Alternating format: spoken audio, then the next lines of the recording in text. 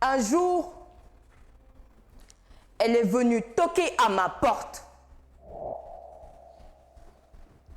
À l'entente de ses pas, la peur de l'inconnu m'engloutit. J'ai voulu lui échapper, mais elle était plus forte que moi.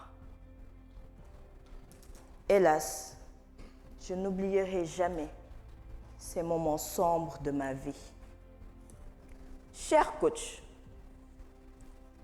chers orateurs et oratrices, chers invités, aussi endolori que puisse être mon cœur aujourd'hui, je salue votre présence, source de réconfort. Négligée et ignorée, je me suis sentie anéantie et submergée. Sans espoir, le moindre battement de mon cœur se transformait en une rafale de douleur. Je vous parle de la dépression. Je vous parle de ma dépression.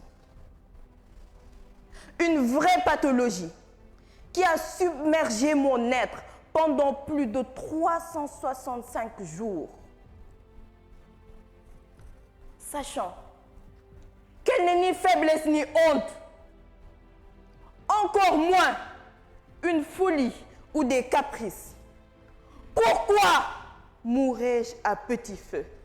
Les interactions sociales réveillaient en moi une terrible angoisse, tandis que la solitude suscitait une envie suicidaire dévorante.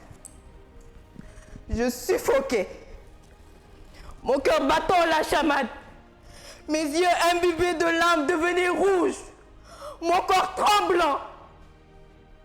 Ma douleur étouffée prit le dessus.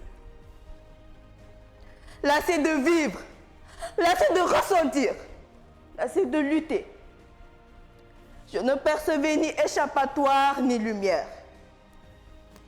Alors, mesdames et messieurs, lorsque vous serez en face d'un proche dépressif, ne lui demandez pas comment il se sent. Soyez juste présent. Montrez-lui amour et attention, sans qu'il ne sente la pression de devoir s'expliquer, de devoir justifier sa douleur ou encore de devoir étouffer les cris de son cœur. Mesdames et messieurs, pour éviter cela, agissons, rendons légitime le sentiment de ceux qui en souffrent. Changeons cette perspective erronée de notre mentalité. La dépression, mesdames et messieurs, elle n'est pas une fatalité. Elle est juste une maladie mentale. Je vous remercie.